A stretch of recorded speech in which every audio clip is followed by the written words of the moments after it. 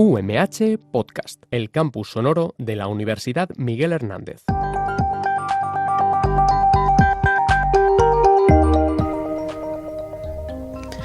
Bienvenidos a Mediatizados, el programa donde hablamos de periodismo y democracia.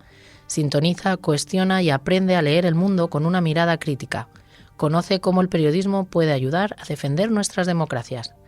Mi nombre es Carmen López y soy profesora de Deontología Periodística en el grado de Periodismo y doble grado de Comunicación Audiovisual y Periodismo de la UMH.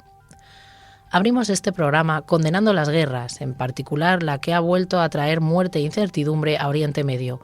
Donald Trump y Benjamin Netanyahu han decidido otra vez invadir un país, Irán.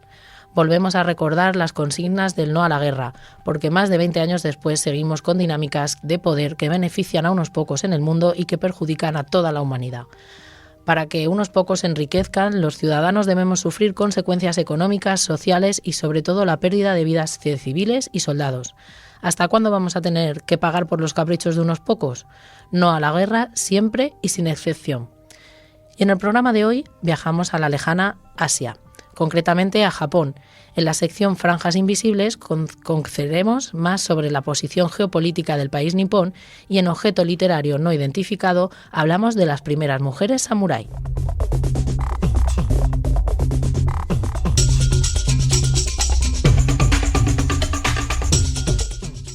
Comenzamos, como siempre, con nuestra sección Punto y Aparte, el espacio en el que analizamos cómo se construyen las noticias desde la perspectiva ética. Para ello, contamos con las estudiantes de quinto de doble grado en Comunicación Audiovisual y Periodismo que van a analizar algunas noticias que podrían mejorarse desde el punto de vista deontológico. Empezamos con Marina Mira Santos. Marina, cuéntanos, ¿qué noticia nos traes hoy? Pues Carmen, hoy traigo una noticia publicada en Diario La Razón titulada «Estas son las zonas de España más seguras para sobrevivir si estalla la Tercera Guerra Mundial». El artículo plantea un escenario hipotético en el que España podría verse implicada en un conflicto internacional relacionado con Irán, y a partir de ahí analiza qué provincias serían más seguras o más vulnerables ante un posible ataque. ¿Y qué problemas deontológicos has detectado en esta noticia? Pues principalmente el uso de la especulación y el alarmismo. Se trata de un tema extremadamente sensible, como sería una posible Tercera Guerra Mundial, y el artículo utiliza este escenario para generar miedo y atención mediática. Además, se emplean expresiones como mayor riesgo o en peligro, sin aportar datos sólidos que justifiquen estas afirmaciones. Eso lo que puede hacer es generar una preocupación social innecesaria entre los lectores. También hay un problema en el enfoque político del texto, ya que el lenguaje utilizado termina cuestionando indirectamente al presidente del gobierno, vinculando la situación a decisiones políticas sin aportar evidencias claras. ¿Y cómo podría haberse tratado esta noticia de forma más ética? A ver, pues en primer lugar, evitando el tono alarmista y dejando claro que se trata de un escenario hipotético.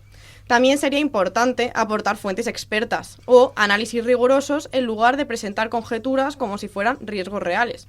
En definitiva, cuando se habla de temas tan sensibles, el periodismo debería priorizar la responsabilidad informativa para evitar generar miedo o confusión entre la ciudadanía. Pues continuamos analizando más ejemplos de noticias con problemas éticos. Marina nos trae ahora otro caso llamativo. Marina, ¿qué otra noticia has analizado? En este caso se trata de un artículo publicado por OCDiario titulado «Currículum abreviado de Begoña Gómez, esposa de Pedro Sánchez». El texto analiza la trayectoria profesional de Begoña Gómez, pero lo hace vinculando constantemente su carrera al hecho de ser la esposa del presidente del gobierno. ¿Y dónde está el problema desde el punto de vista de la ética periodística? A ver, el principal problema aparece ya en el titular, que reduce su trayectoria profesional a su condición de esposa de. Además, el artículo utiliza expresiones claramente valorativas como aprovecharse o irregularmente, sin aportar pruebas concluyentes. También se incluyen frases retóricas que no buscan informar, sino desacreditar, como cuando se plantea si habría alcanzado ciertos espacios de influencia si no fuera la mujer del presidente. Entonces, ¿qué debería haberse hecho para que esta información fuese más ética? Pues lo fundamental sería separar claramente información y opinión. Si se quiere analizar su trayectoria profesional, deberían presentarse datos verificables y contextualizados. Además, el lenguaje debería ser neutral y evitar insinuaciones o descalificaciones que no estén respaldadas por pruebas. Muchas gracias, Marina. Seguimos con Julia Balaguer Martínez para analizar más ejemplos de tratamiento informativo no deontológico. Julia, ¿qué noticias has seleccionado? Hola, Carmen. Yo he analizado una noticia del medio colombiano El Heraldo, que se titula El desgarrador relato de la madre de las menores asesinadas en Malambo. La noticia recoge el testimonio de la madre de 2 menores asesinadas y reproduce con gran detalle su dolor y situación personal. ¿Dónde detectas los problemas deontológicos? Pues principalmente en el sensacionalismo. El propio titular utiliza términos como desgarrador, apelando directamente a la emoción del lector. Además, el contenido reproduce de forma extensa el sufrimiento personal de la madre, incluyendo frases extremadamente duras que pronunció el presunto asesino. Esto puede suponer una revictimización de la familia y un uso poco ético del dolor de las personas implicadas. ¿Y cómo debería haberse tratado esta noticia? Pues tratándose de un caso tan delicado, el enfoque debería haber sido mucho más respetuoso. Se puede informar del suceso, pero sin explotar emocionalmente el sufrimiento de los familiares, ni tampoco reproduciendo detalles que no aportan ningún valor informativo. Seguimos analizando más ejemplos. Julia nos trae ahora otra noticia que mezcla información política con interpretaciones discutibles. Julia, ¿qué noticia es? Se trata de un artículo de Voz Populi, titulado El gobierno aprovechará la guerra de Irán para pedir una nueva excepción ibérica con la energía. ¿Qué problemas has visto en esta pieza? El principal problema es que el titular afirma algo que el propio texto pues no demuestra. De hecho, en el propio artículo se reconoce que no existe todavía ningún decreto ni una decisión oficial por parte del gobierno. Además, el lenguaje utilizado introduce interpretaciones políticas que pueden influir en la percepción directa del lector. También se usa la referencia a una guerra internacional como gancho informativo, algo que puede resultar bastante sensacionalista. ¿Y cómo crees que podría haberse tratado mejor? La noticia debería limitarse a explicar los hechos comprobables y evitar así presentar hipótesis o interpretaciones como si ya fuesen decisiones tomadas. Para terminar la sección, continuamos con Andrea Cuellar, pastor, que nos trae 2 casos más. Andrea, cuéntanos, ¿qué noticia analizas?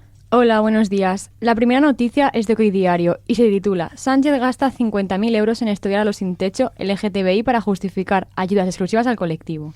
¿Y qué problemas éticos has encontrado? Pues la primera es que el titular introduce una interpretación política para justificar ayudas exclusivas, que no está demostrada en el cuerpo de la noticia. Además, se presenta el gasto público como algo cuestionable, sin contextualizar que los estudios técnicos son habituales en el diseño de políticas públicas. También se utilizan expresiones ideológicas innecesarias que aportan carga valorativa a la información.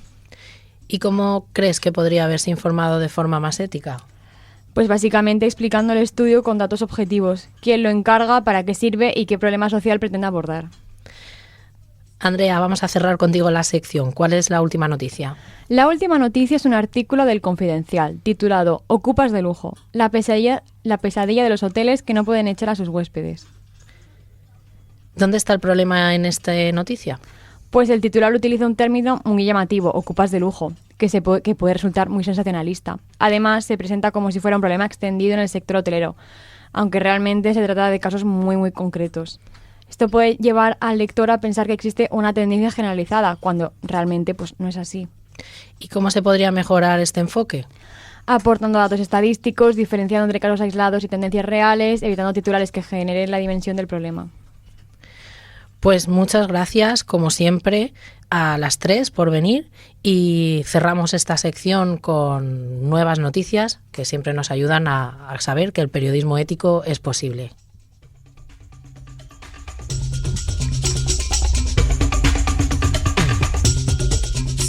Continuamos con nuestra sección Franjas Invisibles, para la cual contamos con el profesor de la Universidad de Alicante, Samuel Ortiz Pérez, y en esta ocasión nos acompaña Jorge Rodríguez Payá, graduado en Relaciones Internacionales de la Universidad de Alicante y también ha realizado un máster de Liderazgo, Diplomacia e Inteligencia. Bienvenidos al programa. Buenos días y nada, muchas gracias por la invitación. Es un placer estar aquí. Hola Carmen, un día más nos proponemos afrontar el relato de algunas de estas franjas invisibles, pero que son muy palpables en nuestra vida real y que condicionan gran parte de nuestra realidad. Contadnos, ¿qué proponéis esta vez? Pues al hilo de la temática del programa vamos a abordar una franja insular del Pacífico, la más importante por su papel histórico, económico y geopolítico, os podéis imaginar que es Japón. Un país que es un archipiélago formado por miles de islas y resulta que hasta 1987 se contabilizaban unas 6.800 islas. Sin embargo, en 2023, la Autoridad de Información Geoespacial japonesa la cifra en más del doble, en unas 14.000 islas que antes no estaban contabilizadas. Eso, Carmen, sí que es invisible.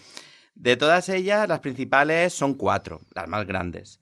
Honshu, ahí están Tokio y Osaka como ciudades importantes, Hokkaido, Kyushu y Shikoku, que son las que estudiamos normalmente en geografía, las que nos preguntan en los exámenes.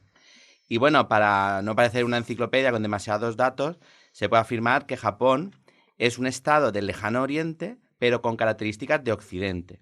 O, dicho de otra manera, tiene los problemas de occidente.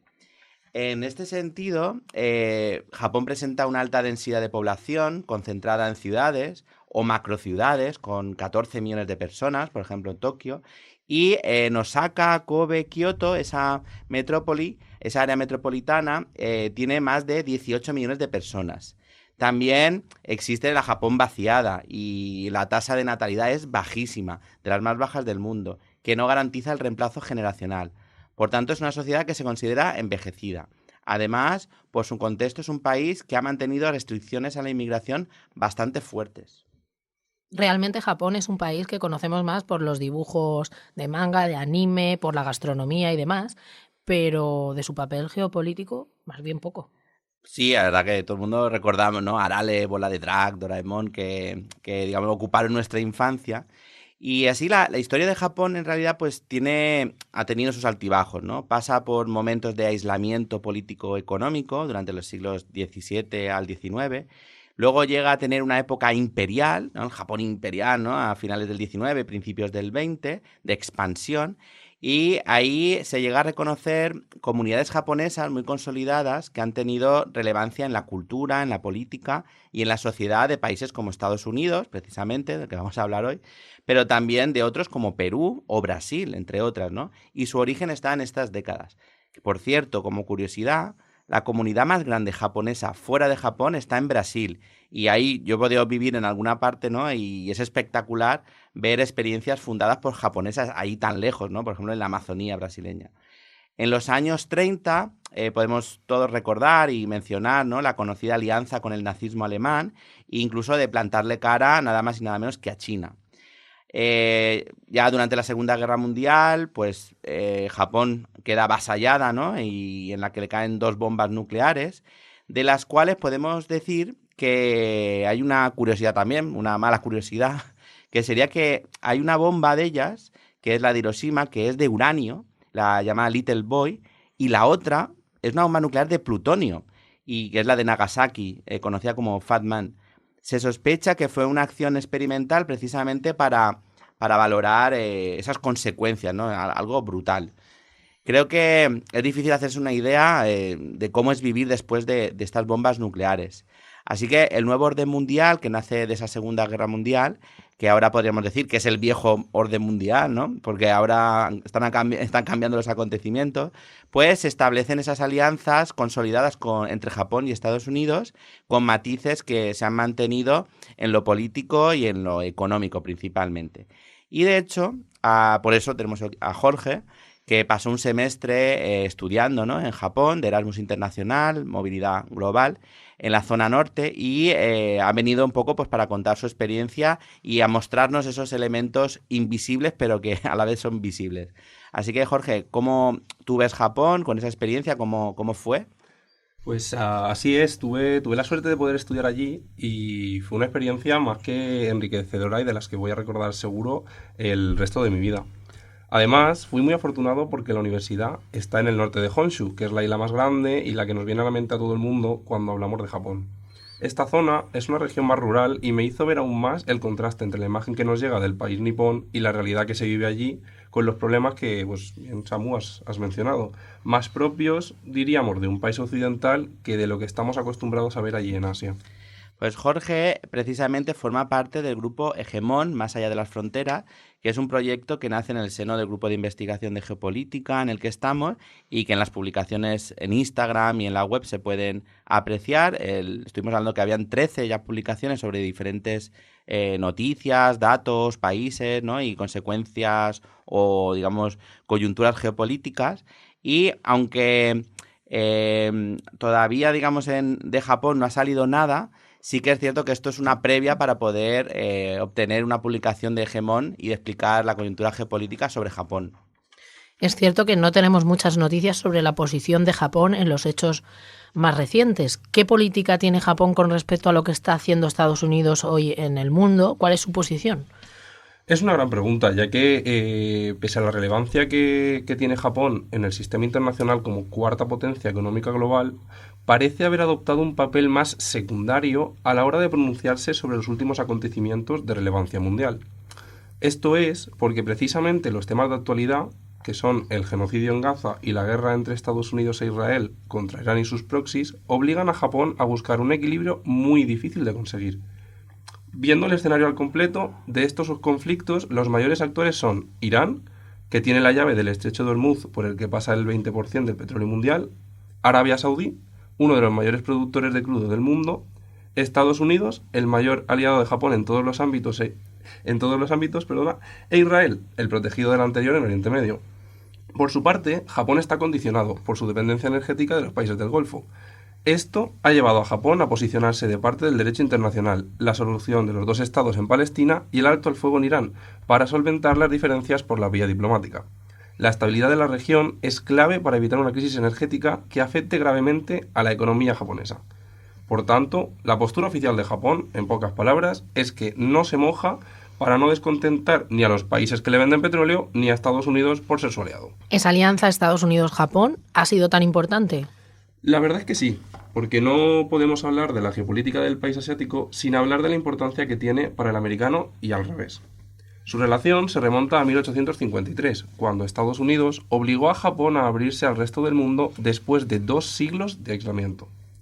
Sin embargo, y por no extenderme, lo más importante se produjo a partir de la Segunda Guerra Mundial, pues en el contexto de la Guerra Fría, Japón se convirtió en el candidato perfecto para el bloque occidental, como contrapeso directo a la expansión del bloque soviético, por la necesidad económica del país de reconstruirse tras la guerra y la posición geoestratégica del archipiélago como puerta al Pacífico.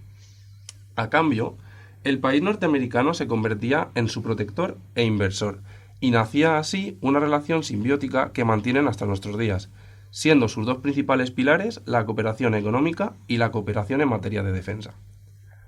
Actualmente, Estados Unidos sigue siendo una prioridad para la política exterior nipona, y muestra de ello es que tras el anuncio el año pasado de Trump de imponer aranceles generalizados, hubo una reunión casi automática entre Tokio y Washington para negociar al respecto. En esta reunión se acordó la reducción de aranceles por parte de Estados Unidos a cambio de incrementar la inversión japonesa en el país norteamericano. Y a día de hoy estamos aún pendientes de ver en qué situación se encuentran estas relaciones, que presuntamente evolucionarán favorablemente por la victoria en las elecciones de la ultraderechista Sanae Takaichi, de la que hablaremos más adelante. Y bueno, yo me pregunto, ¿esa relación tan estrecha, condescendiente con Estados Unidos desde la Segunda Guerra Mundial tiene algo que ver con que Japón se lleve mal con todo su entorno geográfico? Sobre todo China, las Coreas, ¿no? Particularmente. No exactamente. Porque para entender la relación de Japón con el resto de países de su región debemos remontarnos a la etapa imperialista, concretamente a principios del siglo pasado. La rápida industrialización del país y la derivada necesidad de materia prima le llevaron a diversas conquistas en tierra firme. Por ponerlo en orden, primero derrotaron a China y se anexionaron Taiwán. Después, al derrotar a Rusia, aumentaron su influencia sobre la isla rusa de Sajalín, que está al norte de Japón, y la región china de Manchuria. Más tarde, en 1910, Corea se convirtió en colonia japonesa, y tras la Primera Guerra Mundial, Alemania le cedió el control de diversas islas en el Pacífico. En la segunda de las guerras chino-japonesas, los japoneses ganaron control de gran parte del territorio chino, y tras el estallido de la Segunda Guerra Mundial, Japón consiguió diferentes victorias, consiguiendo el control de una gran cantidad de islas pertenecientes a potencias europeas, además de Filipinas, la Indochina francesa y el actual Myanmar. consolidando así, en pocas palabras, el control absoluto del sudeste asiático. Como país colonizador, pues Japón cometió verdaderas atrocidades, como la masacre de Nankín en China, las cuales se juzgaron en los juicios de Tokio, que si los comparamos con los mundialmente conocidos juicios de Nuremberg contra la Alemania nazi, estos han pasado más desapercibidos. Además, a este factor histórico se le suma el político, heredado de la dinámica de bloques que caracterizó la Guerra Fría. Mientras Japón se alineó con los Estados Unidos del bloque occidental y razón por la que siempre hemos tratado a los japoneses como uno de los nuestros, en el bloque soviético y su órbita se encontraban las actuales Rusia, China, Vietnam y Corea del Norte. Este clima de tensión regional constante ha incidido también de manera directa en la política interna y tiene como consecuencia que Japón haya adoptado una postura más conservadora. Jorge, ¿nos podrías ampliar eso de que Japón tenga una postura más conservadora, que intuyo que se mantiene hasta hoy? Pues sí, se mantiene y de hecho la tendencia es hacia posturas ultraconservadoras y son un conjunto de factores los que hacen que podamos afirmar esto. El primer síntoma lo encontramos en sus gobiernos. Desde 1955, el Partido Liberal Democrático de derechas ha dominado en todos los procesos electorales menos en el 93 y en 2009. Este partido político ha virado todavía más a la derecha en los últimos años y en las elecciones del mes pasado consiguieron 2/3 de los votos, llevando a Sanae Takaichi, autoproclamada seguidora de Margaret Thatcher, a convertirse en la primera mujer que ostenta el cargo de primera ministra en este país. Sus principales propuestas son refuerzo del tradicionalismo, incremento del gasto en defensa, revisión de las políticas migratorias y el impulso de la economía mediante la reducción fiscal. Podríamos llegar a atribuir esta tendencia de voto conservador al envejecimiento constante de la población japonesa. En cambio, desde principios de siglo, Japón ha vivido una etapa de estancamiento económico que ha creado en la actualidad una situación insostenible para la juventud, con el crecimiento del precio en los alimentos básicos y el de la vivienda, que les han llevado a convertirse en el principal votante del Sanseito. ¿Y qué es el Sanseito? Pues es un partido xenófobo, ultranacionalista y que ha mostrado su oposición a cuestiones como la igualdad de género o el matrimonio igualitario, y han llevado a Takaichi a enfatizar más su discurso sobre las políticas migratorias. Bueno, no obstante, cabe recordar que Japón es un país con una economía que ha estado en la vanguardia mundial, ¿no? Y en cierta forma está un modelo de producción bautizado como el toyotismo, por un cambio de estrategia post-fordista, ¿no? Una producción más a la carta, ¿no? A la demanda, y tecnológicamente reconocida, que revolucionó el mercado en la época, ¿no? Y sus datos macroeconómicos han estado siempre presentes en lo que podemos llamar el tridente mundial o la franja económica mundial que representan Estados Unidos, Unión Europea, Japón, y que todos más o menos tenemos en la cabeza. Con empresas, ¿no?, de gran reconocimiento como Honda, Sony, Panasonic, Nintendo, Toshiba, Nissan, y que están en nuestra vida cotidiana casi sin saberlo, pero que forman parte de nuestro cotidiano. Yo quisiera, por ejemplo, para ir cerrando el programa con una reflexión, ¿no?, sobre una lectura que tuve la oportunidad de leer a Haruki Murakami, ¿no?, que bueno, hace en un club de lectura, sin entrar en los matices que tiene también literarios, que se llama Al sur de la frontera, al oeste del sol. Es un libro que a mí personalmente me marcó y me ha marcado, y hasta ahora lo recuerdo. Me dio una sensación precisamente de que Japón estaba al mismo tiempo tan lejos y a la vez tan cerca, y me ha hecho reflexionar mucho. No sé, Jorge, si tienes alguna última aportación, una última visión sobre Japón. Pues me gustaría añadir un último punto a tener en cuenta, hacer un repaso a la situación actual y una pequeña vista a futuro. En primer lugar, todo lo que hemos abordado gana mucha más relevancia debido al viraje del eje geopolítico mundial hacia el Pacífico. Anteriormente, el Mediterráneo éramos el epicentro de los procesos relevantes dentro del sistema internacional. No obstante, la creciente relevancia para los avances tecnológicos de las tierras raras y los microchips han puesto al Pacífico en el punto de mira. De hecho, Estados Unidos ya ha relegado a Europa a un segundo plano para darle prioridad a su agenda en Asia-Pacífico, convirtiendo al país nipón en el aliado más relevante. En líneas generales, Japón está en un cambio de etapa y tanto el presente como la evolución a futuro giran en torno a la gestión de Takaichi y cómo su gobierno afronte los temas más delicados. Actualmente tiene que gestionar la dependencia energética, la necesidad de recursos y debe impulsar la economía a la vez que lidia con el envejecimiento continuo de la población y el alto coste de vida. Y bueno, echando ya la vista al frente, uno de los puntos más importantes es la ola ultraderechista en el país, donde será más que interesante ver si afecta a la postura del gobierno y cómo deciden gestionarla. Asimismo, queda en el aire ver qué rumbo quiere tomar con el aumento en el gasto militar, por si se limitará a la defensa del país o invertirá en, otro tipo de activos. Finalmente, está por ver cómo evolucionará con este mandato la relación entre la primera ministra y Trump, que va a ser clave para el devenir del país asiático. Sin duda, lo que está claro es que Japón mantendrá un rol protagonista en la región, por lo que, estaremos al tanto de cómo avanzan todos estos frentes abiertos.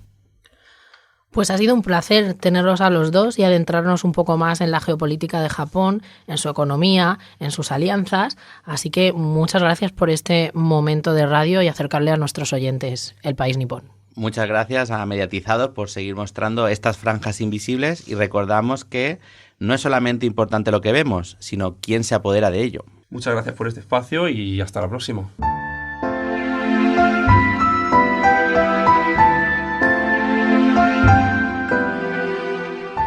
Y desde el momento actual hacemos un viaje en el tiempo para llegar al siglo XIII, momento en el que aparece la figura de la primera mujer samurái, Tomoe Gozen. Y aprovechamos para hablar de cómo estas mujeres que contribuyeron a la historia del país nipón, con Elena, como siempre. ¿Qué libro nos traes hoy? Hola Carmen y oyentes. El libro que traigo hoy es Tomoe Gozen y otros relatos de mujeres samuráis, por Ryu Togo, editado en España por Quaterni. Recrea en diversos relatos literarios las figuras de algunas de las guerreras samuráis más conocidas en la historia de Japón.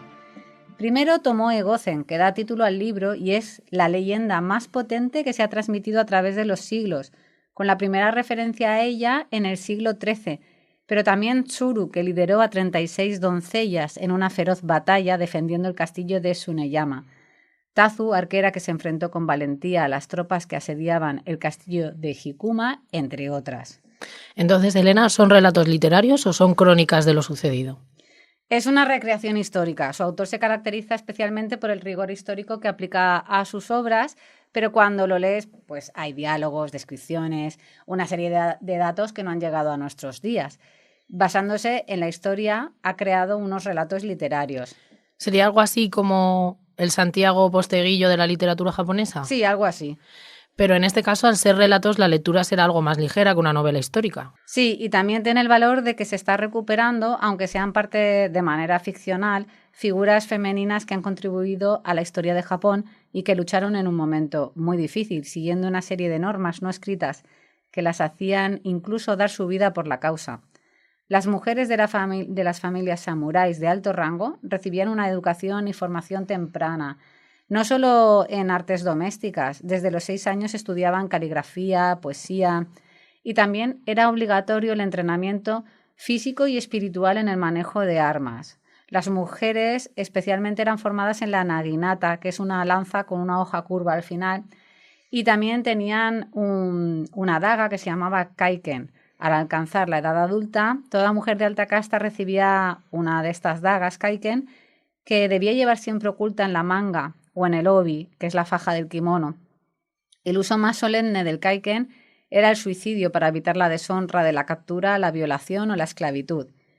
Y el entrenamiento no solo era para pelear, sino también servía para cultivar el respeto, la consideración y los modales refinados necesarios para su estatus. Es irónico también que hasta en la guerra el papel de las mujeres estaba asociado con el hogar. Mientras los hombres partían a la guerra, las mujeres tenían la obligación de proteger las haciendas y los castillos contra bandidos o clanes enemigos. Los castillos también solían ser como el último bastión de resistencia y en algunas historias, como la de Takeko, las mujeres que se quedaron defendiendo el castillo cuando comprendieron que iban a ser irremediablemente derrotadas, pues acudían al suicidio, como estabas comentando, ¿no? Antes de caer en manos del enemigo, de esos hombres y mujeres, en muchas ocasiones querían suicidarse. Ya sabemos cómo el suicidio en Japón tiene una connotación diferente, ¿no? Uh-huh. Y existía ese ritual específico para las mujeres, ¿no? Que debían atarse las piernas con el cinturón del kimono antes de morir para asegurar que incluso tras la muerte su cuerpo se mantuviera en una postura digna y decorosa. Y en el asedio final de Wakamatsu se destaca que antes de rendirse la princesa dio la orden de limpiar el castillo por completo como el último acto de orgullo y disciplina espiritual ante el enemigo, ¿no? Escribían un poema mortuorio antes de su final y como las cabezas del enemigo se utilizaban como símbolo de victoria, pues en ocasiones también cuando alguno de los suyos caía en combate se le cortaba la cabeza para evitar darle esa satisfacción al bando contrario, ¿no? Y el rol de las mujeres en el campo de batalla también, aunque normalmente se ocupaban de las logísticas, las municiones, los heridos, los incendios, en situaciones extremas también formaban unidades de combate propia, ¿no? Sí, en el caso de Tomoe Gozen, que es el personaje central del libro y la figura más icónica en cuanto a las mujeres samuráis, su aportación fue en la batalla de Awazu, que fue en 1184. Se dice, hay algo muy curioso sobre Tomoe Gozen, Carmen, y es que su existencia no está totalmente corroborada. Se habla de ella como una figura legendaria y hay un debate, ¿es leyenda o es historia, no? Lo de la batalla de Awazu que estaba comentando es que se dice que fue la última en retirarse por orden de su señor, Minamoto no Yoshinaka, no sin antes decapitar a un enemigo de renombre, Honda no Hachiro Morozumi, para demostrar su valía. Entonces, ¿es leyenda o es historia Tomoe Gozen? Pues la fuente principal que tenemos que habla sobre Tomoe Gozen sí es Heike Monogatari, que es el cantar de los Heike. Es la mención más famosa y detallada de Tomoe. Es un cantar épico del siglo XIII, aproximadamente de 1240, y aunque es una obra literaria, se considera una crónica de las guerras Genpei, que fueron entre 1180 y 1185. Se describe como una mujer de belleza excepcional, pero sobre todo como un guerrero de valor equivalente a 1000. Y en el texto habla de sus habilidades, su destreza con el arco, la espada y su capacidad para domar caballos salvajes. Luego está el Genpei Yosuiki, que es una versión extendida del Heike Monogatari, escrita entre 1250 y 1300, y ahí se ofrecen detalles más específicos sobre su genealogía y su papel como capitana en el ejército de Yoshinaka. A diferencia de otras versiones, aquí se le da un rol militar más estructurado y no solo el de una acompañante valiente. Aunque no hay registros oficiales sobre ella, sí lo hay de otras onamusa, que significan mujeres guerreras, del periodo Heian. Hay registros que validan la existencia de mujeres combatientes. En el mismo conflicto, en las guerras Genpei, existen registros sobre Hangaku Gozen, otra guerrera cuya existencia está mejor documentada en crónicas históricas como el Azuma Kagami, la crónica oficial del shogunato Kamakura. Lo que aporta aún más misterio a su posible existencia es que según las historias que nos han llegado se desconoce cuál fue su final. Está la versión del Heike Monogatari, que es la fuente más antigua, como hemos comentado antes, y dice que tras la derrota en la batalla de Awazu, su señor y esposo, Minamoto no Yoshinaka, le ordena huir. Él no quería morir junto a una mujer, pues se consideraba una deshonra para un samurái de su rango. Según esta versión, Tomoe obedece tras realizar una última hazaña, que es decapitar a un enemigo, y el texto dice simplemente que ella huyó hacia las provincias del este. A partir de aquí, el relato oficial le pierde el rastro, convirtiéndola en una figura errante. Y la versión del Genpei Yosuiki, esta crónica es más específica y menos romántica. Según este texto, Tomoe fue capturada por Wada Yoshimori, un poderoso aliado de los Minamoto de Kamakura, después de la batalla. Se dice que se convirtió en su concubina y que tuvieron un hijo, el legendario gigante Asina Yoshihide. Tras la muerte de Wada en 1213, Tomoe se habría convertido en monja budista en Echizen, viviendo hasta los 91 años. Imposible, Carmen, saber cuál de las dos es verdad o si fue otra cosa. Madre mía, me parece que las dos son interesantes y legendarias. Quiero decir, cualquiera de los dos finales me parecen increíbles. Bueno, y vivir hasta los 91 años en esa época también. ¿Te la imaginas como una monja budista retirada en las montañas? Toda una proeza. Es verdad que también en Japón suelen ser bastante longevos en general, pero sí que es verdad que después de ese tipo de vida... Es en los periodos de guerras y todo eso es cuando, obviamente, más baja la esperanza de vida. Pues no hay evidencia de esto, o concretamente de esta mujer samurái, pero sí que las hay del papel que tuvieron las mujeres en las guerras a lo largo de los años. Pues diversos estudios arqueológicos han demostrado que en diferentes puntos del mapa, el 30% de los restos óseos encontrados en campos de batalla corresponde a mujeres. Este es uno de los datos interesantes que aporta el documental, al que os recomendamos que veáis, Las Reinas Guerreras, que se emitió en la 2 y podéis ver ahora mismo en YouTube. Lo dejaremos en redes sociales para que tengáis acceso a él. Y más allá de estos cantares épicos, existen registros que prueban el estatus legal y militar de las mujeres samuráis. En el Azuma Kagami, que ya ha comentado Elena antes, la crónica oficial del shogunato Kamakura, se documenta el caso de Hangaku Gozen en 1201, quien defendió el fuerte de Torizakayama, y el registro es administrativo, no literario, así que es una fuente histórica y describe su captura tras ser herida por una flecha en el muslo. Registros de propiedad. Durante el periodo Kamakura también las mujeres samuráis tenían derecho a heredar tierras y el cargo de hito o administradora de tierras. Esto conllevaba la obligación militar de proveer tropas o combatir si el señor lo requería, y también hay cartas de agradecimientos, las Ganiomon, que existen documentos donde señores feudales agradecen a mujeres específicas su valor en la defensa de castillos. Un caso documentado es el de Ichikawa no Tsubone, del siglo XVI, quien dirigió la defensa del castillo de Koriyama mientras su marido estaba ausente. Y creo que una buena forma de cerrar, Carmen, es contando la historia de Takeko Nakano, que aunque no figura en el libro del que hablamos hoy, es especialmente relevante por ser la última gran samurái de la historia de Japón, y su historia se cuenta en el documental que has comentado. Takeko nació en Edo, que es la actual Tokio, en 1847, en el seno de una familia aristocrática del clan Aizu, una de las estirpes samuráis más poderosas y leales al shogunato. En aquel momento, el shogun ostentaba el poder real, militar y tangible, en detrimento del emperador, que era visto como descendiente directo de la diosa Amaterasu, líder espiritual. A diferencia de otras mujeres, recibió una educación integral que combinaba el refinamiento, caligrafía y poesía con un entrenamiento marcial feroz. A los 16 años ya era considerada una maestra en el uso de la naginata. Su destreza era tal que llegó a derrotar a su propio instructor, el maestro Daisuke, en un combate de práctica. Rechazó un matrimonio concertado para seguir su camino como instructora de artes marciales, algo inusual para la época. Pero el mundo de Takeko se desmoronó con la llegada de las potencias occidentales y la rebelión de los clanes del sur, que buscaban restaurar el poder del emperador y eliminar el shogunato. El clan Aizu se mantuvo como la última línea de defensa de la vieja tradición. Ante la inminente invasión del ejército imperial, mejor armado con rifles modernos, Takeko regresó a la provincia de Aizu para defender su hogar. Y al ver que los hombres estaban diezmados, Takeko reunió a un grupo de mujeres, incluyendo a su madre y a su hermana menor, Yuko, para luchar.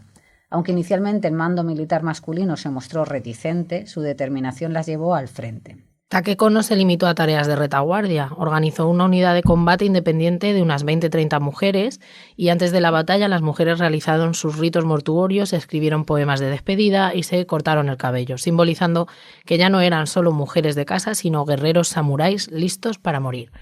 En la batalla de Yanagiwara, en octubre de 1868, su unidad cargó contra el ejército imperial. Mientras los soldados imperiales tenían rifles de repetición, las mujeres de Takeko solo portaban naginatas y espadas. Durante el combate cuerpo a cuerpo, la furia de Takeko sorprendió al enemigo, que inicialmente recibió órdenes de capturarlas vivas. Sin embargo, la ventaja tecnológica era insuperable. Takeko recibió un disparo en el pecho mientras lideraba la carga, sabiendo que su cabeza sería tomada como un trofeo humillante por el enemigo, así que le pidió a su hermana Yuko que le hiciera el favor final de decapitarla allí mismo. Yuko logró rescatar la cabeza de su hermana, la envolvió y la llevó al templo Hokkaji, donde fue enterrada bajo un árbol para que no cayera en manos enemigas. La muerte de Takeko Nakano marcó el fin de la era samurái y poco después el castillo de Wakamatsu se rindió y con él 1000 años de dominio guerrero llegaron a su fin. Hoy en día es recordada en Aizu como una heroína nacional. Cada año mujeres jóvenes vestidas con hakama desfilan en su honor, manteniendo vivo el espíritu de la última Onamusha. ¿Qué te ha parecido, Carmen?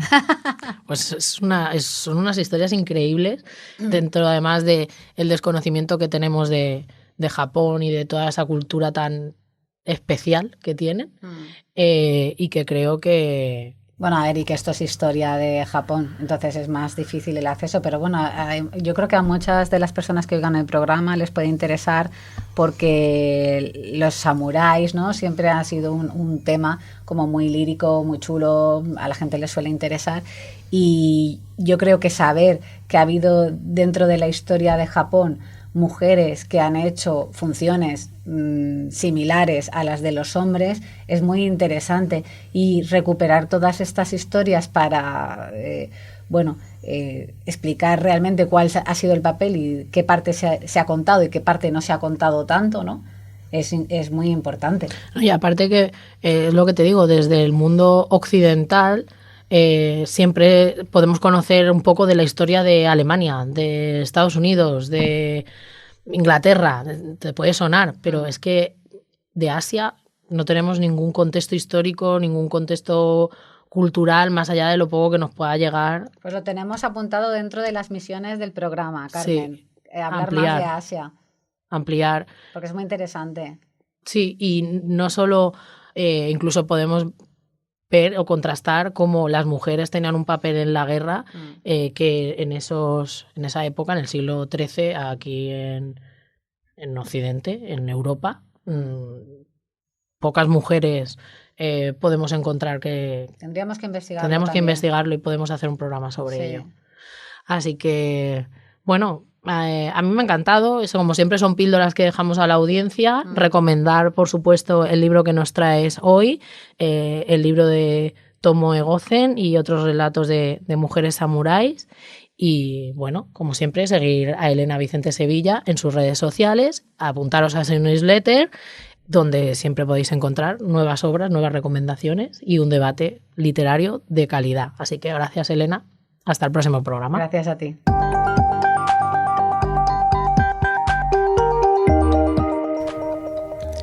Y así llegamos al final de este Mediatizados. Os esperamos el mes que viene en el próximo programa en Radio UMH.